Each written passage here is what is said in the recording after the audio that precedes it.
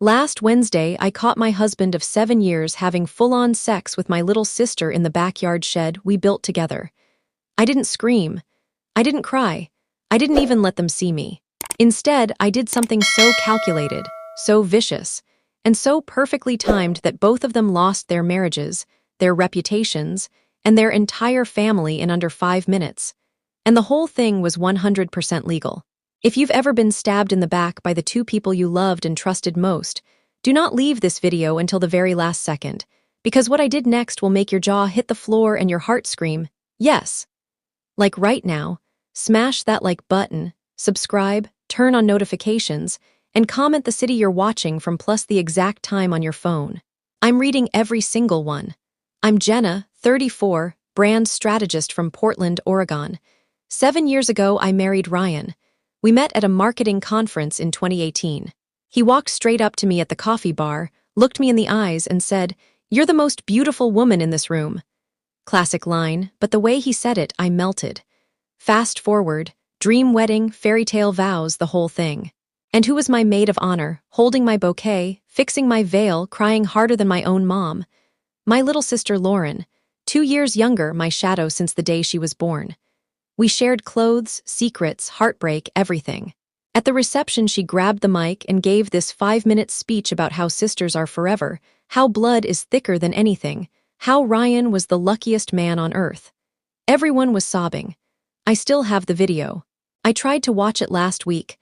I had to stop because I started dry heaving. After the wedding, Lauren and her husband Caleb became part of our daily life. Caleb teaches 8th grade history, remembers every birthday, brings flowers for no reason, the kind of man our mom brags about to her friends.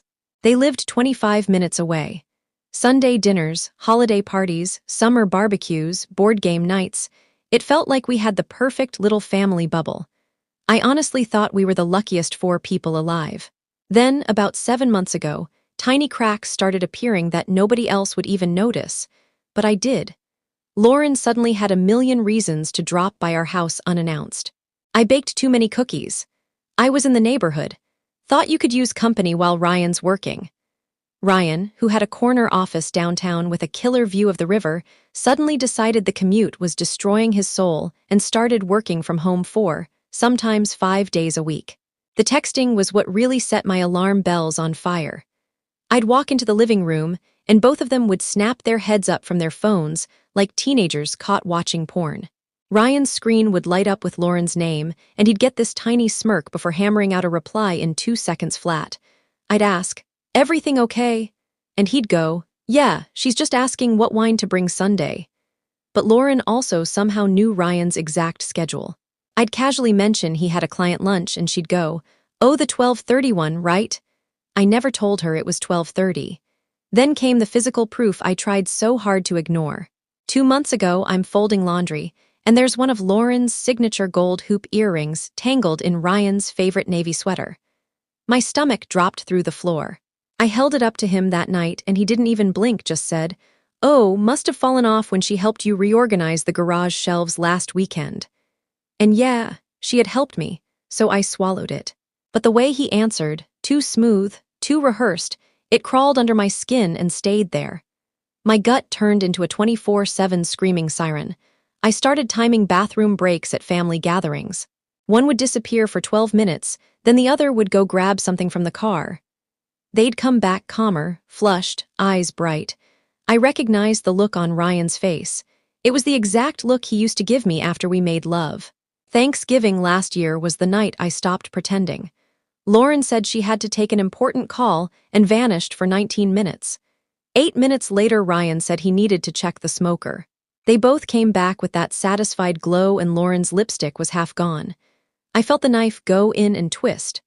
I tried to talk to Ryan about it, but how do you say, "I think you're sleeping with my sister," without sounding completely unhinged when all you have is a feeling and a lost earring? 3 weeks ago, everything collided. I had a 2-day client pitch in San Francisco. Ryan had known the date for 4 months. The night before, I'm packing, and he's extra affectionate, kissing my neck, hugging me from behind, whispering, "The house is going to feel so empty without you." I almost caved and confessed my suspicions right there because the guilt was eating me alive. But 2 days earlier, the client had called with an emergency and asked to push everything a full week. I said no problem, and I never told Ryan. That little voice that had been screaming for months whispered, "Keep it to yourself. Just this once." So Wednesday morning, I kissed him goodbye while he was still half asleep, told him I loved him, grabbed my suitcase, and drove off like everything was normal. Except I circled back 4 blocks later, parked on a quiet side street, threw on a baseball hat and sunglasses, and walked home. My heart was beating so hard I could hear it in my ears. I hid behind the rhododendrons and waited, freezing, praying I was insane. 8:12 am. Lauren's silver Outback pulls into my driveway. She checks over both shoulders like she's robbing a bank, then uses the spare key I gave her years ago for emergencies and lets herself in. 8:40 am. Ryan and Lauren come out the back door carrying the quilt from our guest bedroom. She's laughing at something he whispered, touching his arm the way she used to touch Caleb. They walk straight to the big insulated shed Ryan built 2 years ago, fully wired, heated, basically a man cave on steroids, and disappear inside. Door closes. I crept up. Through the wooden door I heard everything. My little sister moaning my husband's name, his low groans, the rhythmic sounds of betrayal. My entire world shattered in real time. I could have kicked that door down and torn them apart with my bare hands. Instead, something inside me went completely still. Ice cold, razor sharp. I spotted the heavy master padlock we use when we go on vacation sitting on the workbench. My hands didn't even shake. I slid it through the hasp and snapped it shut. That single metallic click echoed like a gunshot in my soul, the most satisfying sound I've ever heard. Then I walked to the side of the house, opened the breaker box, and flipped the switch labeled shed. Lights out, heater out. November in Oregon gets dark at 4:30 p.m. They had 7 hours of cold and darkness to think about what they just did. The banging started almost immediately. Ryan yelling, "Hello. Who's out there?" Lauren panicking, "Did you hear that click?" Then full meltdown when they realized the door wouldn't open. I stood right outside and listened to them piece it together. Lauren, voice cracking, "Ryan, she knows. Oh my God, she knows.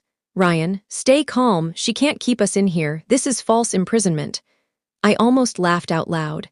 That's when the perfect idea hit me like lightning, Caleb.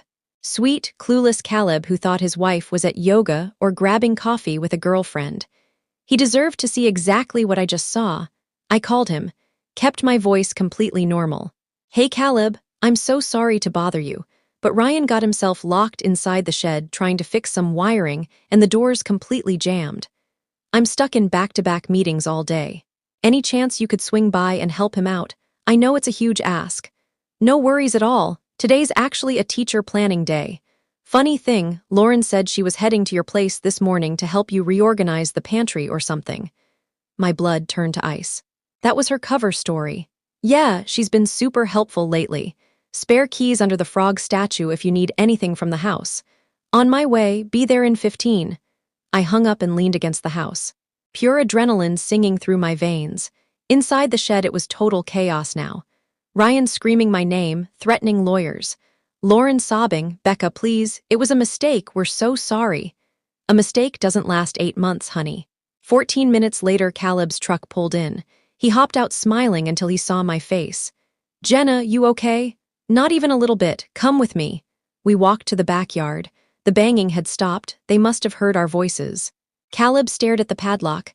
"Why is this even on the outside?" "Because I put it there." Then Lauren's voice, crystal clear through the door.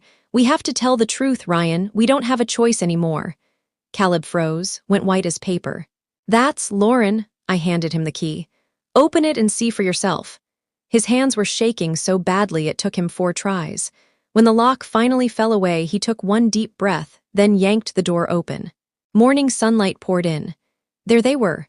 Clothes half-buttoned, hair wild, lipstick smeared across Ryan's neck, the guest room quilt crumpled on the concrete floor beneath them. Caleb made this sound I'll never forget, half-gasp, half-dying animal. His eyes went from Lauren to Ryan and back again. Lauren lunged forward. "Caleb, baby, I can explain. Don't touch me." His voice broke. "How long?" Dead silence. "How long?" he roared. Ryan finally muttered, 8 months. Caleb didn't scream, didn't hit anyone, just turned, walked back to his truck, and peeled out so fast the tires smoked. Lauren collapsed on the grass screaming. Ryan stepped out trying to look tough. Jenna, you had no right. No right, I had no right. I was laughing now, borderline hysterical. You've been screwing my sister in my own backyard for 8 months and I had no right. We need to talk about this privately. Privately. You've had 8 months of privacy. Every time I went to work, every time I trusted you, every time I turned my back, you had privacy. Lauren reached for me, mascara rivers down her face. Sis, please. You stopped being my sister the first time you let him inside you. Get off my property, both of you. You have 30 minutes before I call the police. Ryan tried the "this is my house too" line. I looked him dead in the eyes and said, talk to my lawyer. They left. I changed every single lock that same afternoon. The fallout was nuclear. I told the truth to anyone who asked, no sugarcoating. Family group chats, close friends, even a short locked post on my private Instagram. Caleb found screenshots, hotel receipts, Venmo payments labeled lunch red. Ryan's professional world collapsed. Lauren lost our parents, our cousins, our aunts, everyone. She moved to Arizona or New Mexico, somewhere far, within 3 weeks. Divorce was final in 4 months. Washington is no fault, but adultery still matters for asset splits when the evidence is this overwhelming. I kept the house, bought with my inheritance, my company, my retirement, everything I built. Ryan walked away with his clothes, his car, and the knowledge he destroyed his life for someone who threw him away the second it got hard. 6 months later, my business is the best it's ever been. I'm dating an incredible man named Matt who looks at me like I hung the moon. I'm booking 3 weeks in Portugal solo because I finally can. And that shed, I gutted it. Painted it bright sunflower yellow, new bamboo floor, skylight, turned it into my pottery studio. Every time I center clay on the wheel I smile, because I took their disgusting little love nest and made it a space that heals me. So yes, I locked them inside, cut the power, and made sure Caleb saw everything with his own eyes. 0 regrets. Not a single one. If your gut has been screaming at you for weeks, months, years, listen to it. You are not crazy. You deserve the truth. And sometimes the only way to force the truth out of liars is to stop asking nicely and start making consequences impossible to escape. I'm Jenna, I'm 34, I'm free, I'm thriving, and I will never, ever settle again. Drop a comment right now. What would you have done in my shoes? Hit that subscribe button, share this with someone who needs to hear they're stronger than they think, and I'll see you in the next one. Stay fierce, stay honest, and never let anyone make you question your worth.